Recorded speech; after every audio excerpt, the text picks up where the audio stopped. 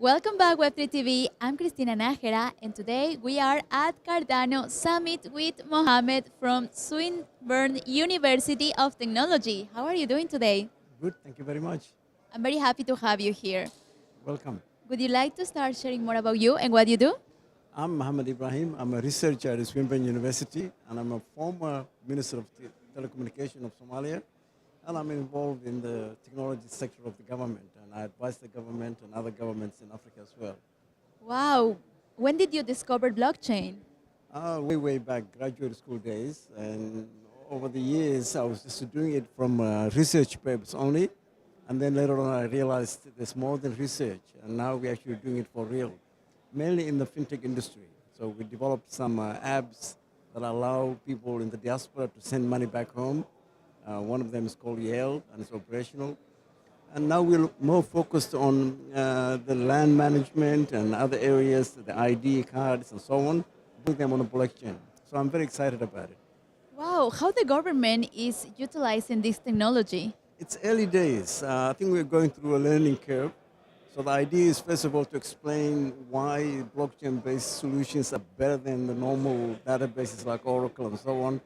That takes time. But the good news is the message is getting through. So people are now excited about it and they're realizing, and that's why I'm here for the second year in a row. So hopefully by the time we meet next year, we will be able to show you or showcase some of the outcomes of those products. Yes, 100%. One of the biggest problems in this space is the adoption. So in these years that you have been involved, how do you see the evolving the adoption in your region? See, the main issue for me is education, education, education. Everyone knows something about blockchain. It's like about the elephant. Everyone touches part of it and then they'll think that's what the elephant is.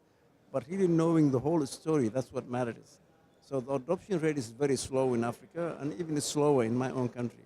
And the main reason is education, because people are still comparing blockchain-based solutions to the old traditional databases. And they will say, look, what's the big deal? And if you say, no, this is not immutable, this is safer and what have you, they say, okay, well then we'll get better DBAs and so on. So there is a need for leapfrogging, basically saying, this is entirely different level. This is not really the old school of technology. And that's where the gap is. And it's my role then as a researcher, as a government advisor, to say, look, in fact, as we speak, we invited 2 ministers from Somalia to come to this meeting.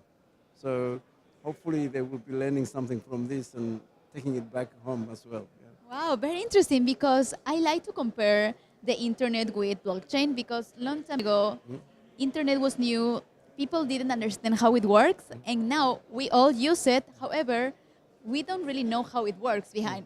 Really few people know how it works. So I believe with blockchain in the future, we will all use it, but not everybody will understand. What do you think about that? Yeah, well, I don't think it's actually necessary to know the nuts and bolts.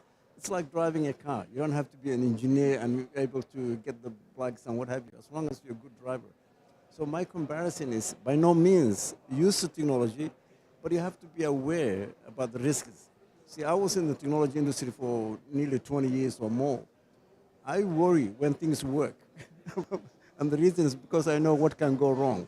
So as long as people realize that technology is not always 100% correct, we're always careful about the privacy, about the security, about all those issues, I think we'll be fine. By no means, the technology is getting easier. And as I said before, it's all about education. The more we educate, and that's what Cardano Foundation is good at. You're educating the community, and I'm very happy about that. I'm very excited about it. Yes, can Web3 bring more freedom? I'm sorry. Can Web3 bring more freedom? Well, that's a controversial issue. I think so. I think so because people now have access to so much information. In some countries, more than others. But again, the bottom line is knowing what is the correct information.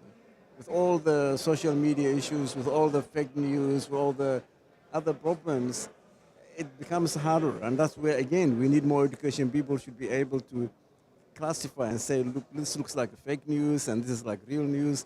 And also the idea of authority. Who is authority? Who decides? And that's why, again, I'm excited about Cardano and your attitude towards this. The idea that says we can all contribute, we can all influence, but we don't own it. We all own it. No one person owns the whole thing. Yes, 100%. Thank you so much for being here and for all the information that you shared today. It was a pleasure. You're welcome. You're welcome. Thank you very much. Thank you. And thank you for watching. Remember to share this with your friends because everybody deserves to know more about Web3, AI, cryptocurrency, and blockchain. I'm Cristina Najera. See you next time.